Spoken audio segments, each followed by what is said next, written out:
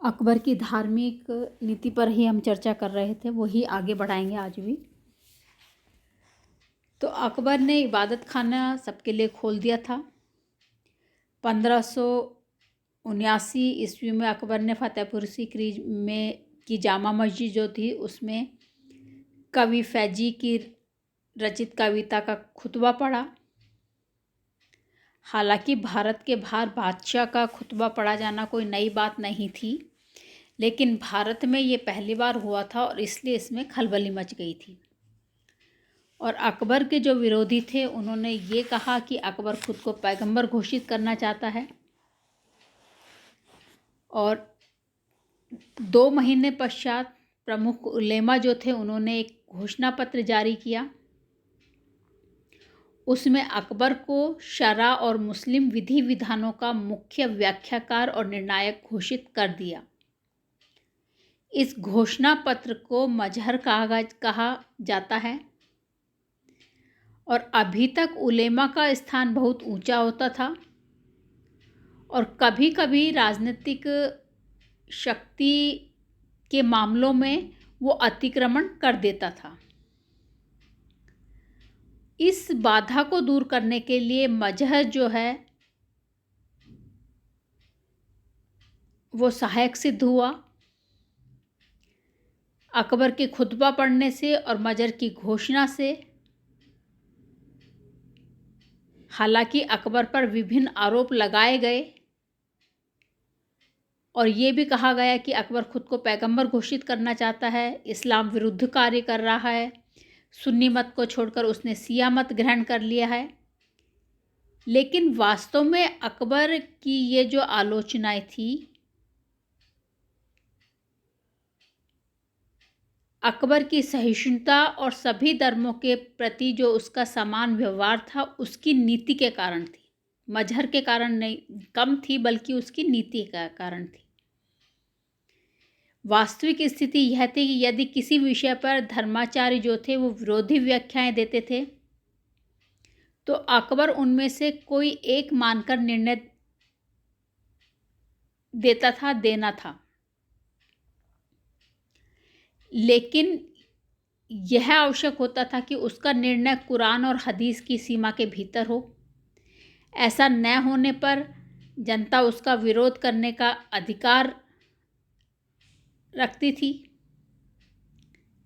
लेकिन अकबर ने धार्मिक प्रश्न पर अंतिम निर्णय देने का जो अधिकार था वो उलेमा के अधिकार से खुद ले लिया था। तो ये जो था, यहाँ अकबर ने अब तक जो धार्मिक एक तरह से वर्चस्वता चली आ रही थी उसको कम करते हुए क्या न्याय संगत है, क्या न्याय संगत नहीं है, ये अधिकार अकबर ने अपने हाथ में ले लिया था। अकबर जो है उसका सभी धर्मों के साथ सहिष्णुतापूर्ण रवैया रहा। जैसे सबसे पहले अगर हम अकबर और ईसाई धर्म पर चर्चा करें तो 1572 ईस्वी में अकबर पुर्तगालियों से भेंट करता है और यूरोपीय रीति रिवाज जो होते हैं उनसे परिचित होता है। इसी समय वो पुर्तगालियों से ईसाई धर्म पर भी चर्चा करता है और 1578 ईस्वी में चटगांव में जूलियन परेरा नामक एक ईसाई विद्वान को आमंत्रित करता है। उनकी सलाह पर अकबर जो है गोवा के ईसाई पादरियों को भी आमंत्रित करता है।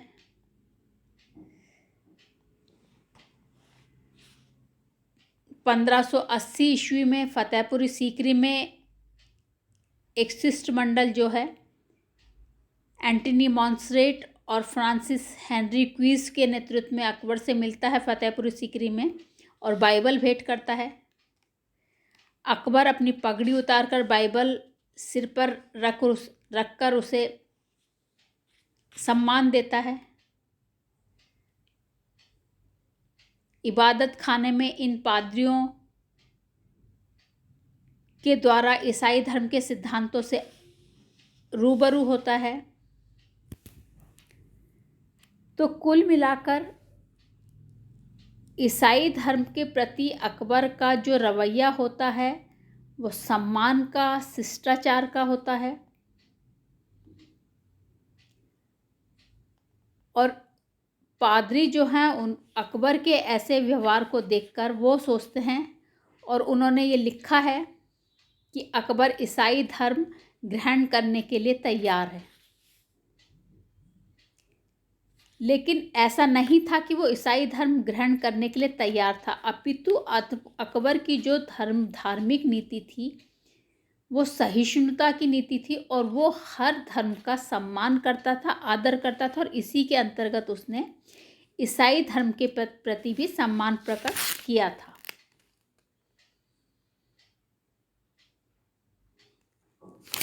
लेकिन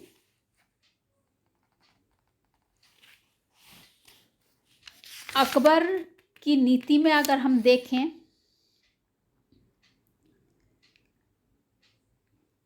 तो अकबर को जब इन्होंने कहा कि वो ईसाई धर्म की ओर आकर्षित हो रहा है,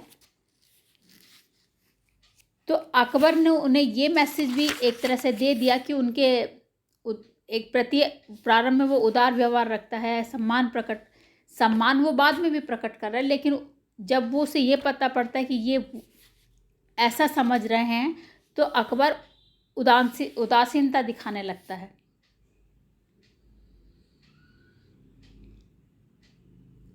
तो ये उसका ईसाइयों के साथ था। इसी तरह से हम अकबर के और पारसियों के बीच संबंध देखें तो अकबर ने पारसी धर्म को जानने के लिए उसके प्रति जिज्ञासित हुआ अकबर, तो उसने उनके जो गुरु थे नवसारी दस्तूर मेहरजी राणा को फतेहपुर सीकरी आमंत्रित किया। न केवल आमंत्रित किया अपितु मेहरजी ने धार्मिक चर्चाओं में भाग लिया, अकबर को पारसी धर्म से अवगत करवाया, और अकबर इतना ज़्यादा प्रभावित हुआ कि उसने 200 बीघा ज़मीन जो है वो माफ़ी के रूप में दे दी। और अकबर की जो सूर्य के प्रति श्रद्धा थी, जो कि हिंदुओं के संपर्क में आने के बाद आई थी, वो पारसी धर्म के संपर्क में आने के बाद और प्रबल हो गई।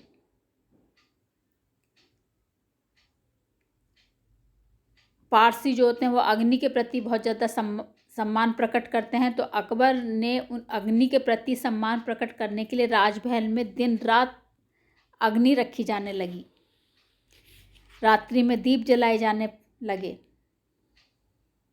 और दीप जलाए जाने पर सम्राट और दरबारी प्रकाश के प्रति सम्मान प्रकट करने के लिए खड़े हो जाते थे।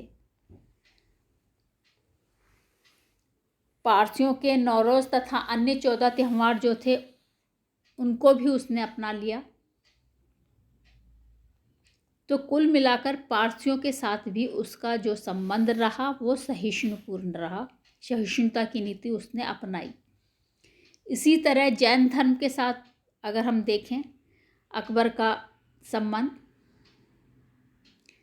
तो अकबर ने 1582 में हरि विजय सूरी श्वेतांबर जो संत थे उनको आमंत्रित किया।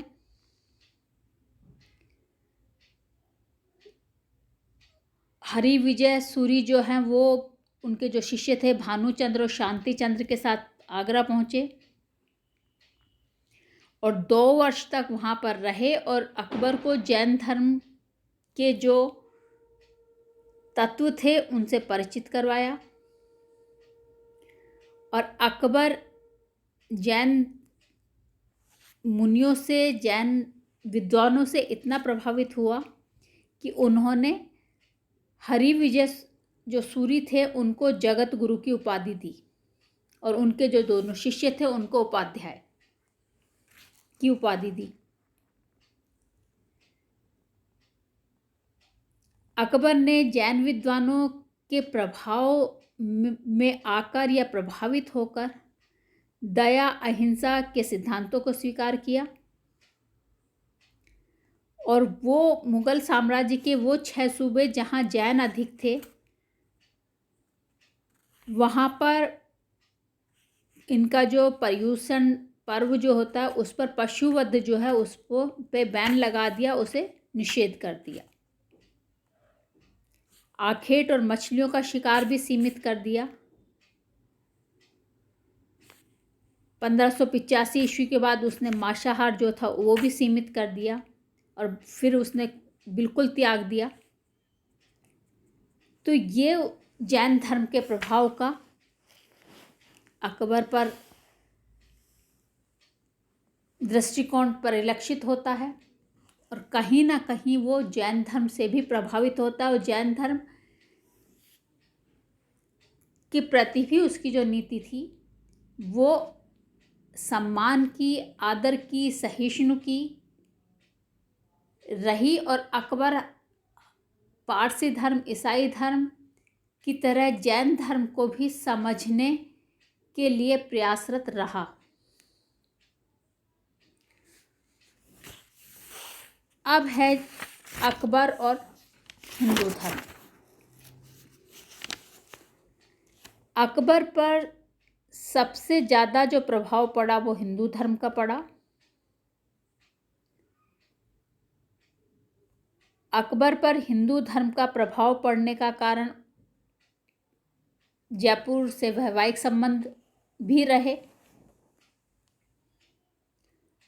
अकबर जो है हिंदू विद्वानों के संपर्क में आया और हिंदू धर्म की ओर आकर्षित होता चला गया। उसने हिंदू देवी देवता, हिंदू धर्म के संस्कार, उनमें अपना विश्वास व्यक्त किया या करने लगा। हिंदू पर्व जो होते थे, चाहे वो रक्षाबंधन हो, चाहे दशहरा हो, चाहे दिवाली हो, चाहे होली हो, उन्हें वो बड़ी धूमधाम से मनाता था। हिंदुओं की तरह तिलक लगाने लगा। अकबर की जब माता की मृत्यु हुई तो उसने हिंदुओं की तरह अपने सिर का मुंडन करवाया। सलीम का विवाह जो था वो उसने हिंदू रीति से किया।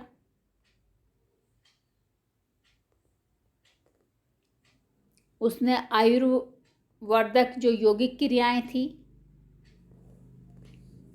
वो सीखी योगियों से। वृंदावन और विठलेश्वर जो धार्मिक स्थान थे वहाँ पे उसने कई सुविधाओं के फरमान जारी किए। तो कुल मिलाकर अकबर की हिंदू धर्म के प्रति भी जो नीति थी वो सहिष्णुतापूर्ण रही। और हम देखें कि अकबर का जैन धर्म के साथ, हिंदू धर्म के साथ, पारसी धर्म के साथ, ईसाई धर्म के साथ सहिष्णुतापूर्ण व्यवहार रहा और उसकी ये धर्म के प्रति ये सहिष्णु नीति ही उसको कहीं ना कहीं महान सम्राट की ओर ले गई। अब धर्म में अकबर की जो सबसे बड़ी देन है वो है दीन-ए इलाही की स्थापना।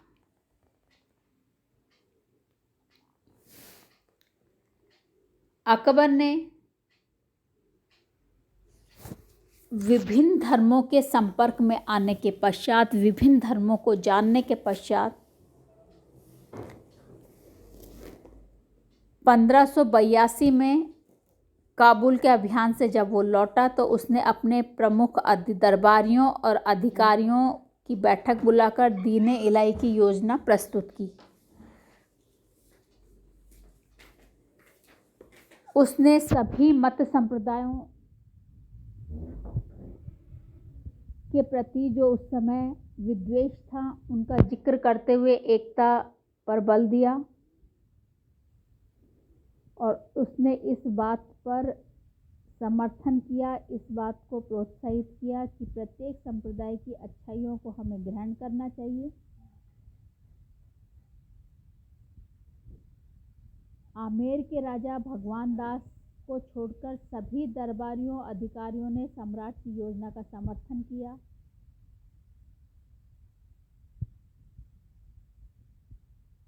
और दीन-ए-इलाही जो है उसकी स्थापना की।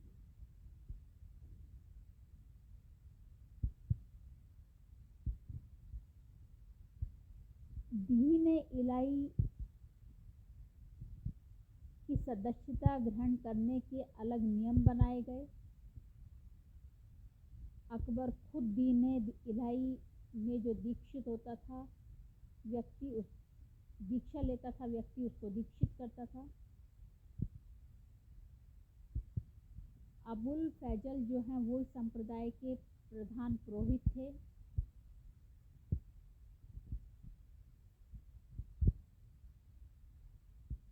कहा जाता है कि जब व्यक्ति को दीक्षित किया जाता था तो वो व्यक्ति अपनी पगड़ी हाथ में लेकर सम्राट के चरणों में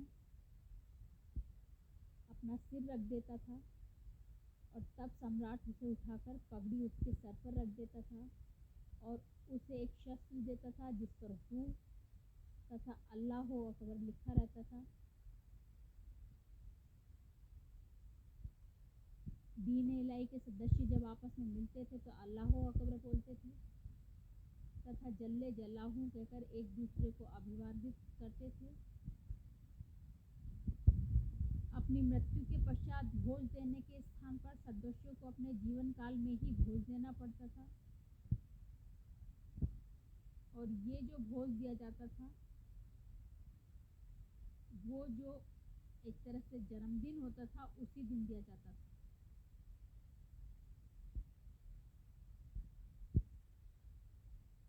और जो व्यक्ति भोज देता था वो उस दिन और जन्म के पूरे महीने मांसाहार से दूर रहता था।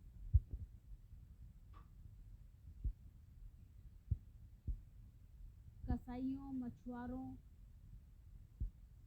बहेलियों, चिड़ीमारों, निम्न जातियों के साथ भोजन करने पर मनाही थी इन लोगों की। इनके सदस्यों से यह उपेक्षा की जाती थी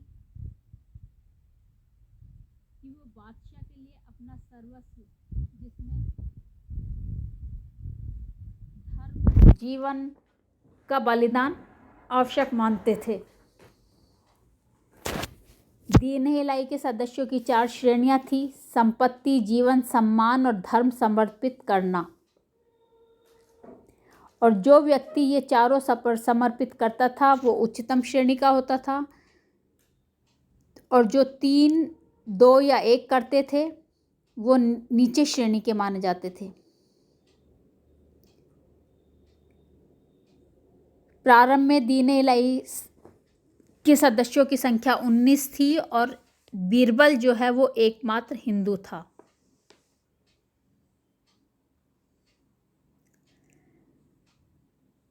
अब दीन-ए-इलाही धर्म था या मत था, संप्रदाय था, इसके बारे में विद्वानों में अलग अलग मतभेद हैं। और बदायूंनी जो है उन्होंने दीन-ए-इलाही के लिए अकबर की कटु आलोचना की है।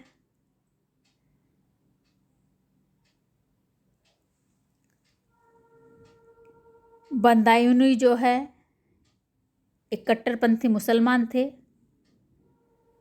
वो अकबर की सुलह कुल की नीति से घृणा करते थे। उनकी आलोचना का कारण संभवतः यह भी था कि कभी राजधर्म का सम्मान पाने वाले इस्लाम को अन्य धर्मों के बराबर लाना वो इस्लाम का अपमान समझते थे। लेकिन अकबर के दीन-ए-इलाही जो है उसका मूलभूत उद्देश्य जो था वो सभी धर्मों में मूलभूत एकता स्थापित कर मुगल साम्राज्य में राजनीतिक एकता स्थापित करना था। और दीन-ए-इलाही की स्थापना का उद्देश्य राष्ट्रीय था अकबर के लिए।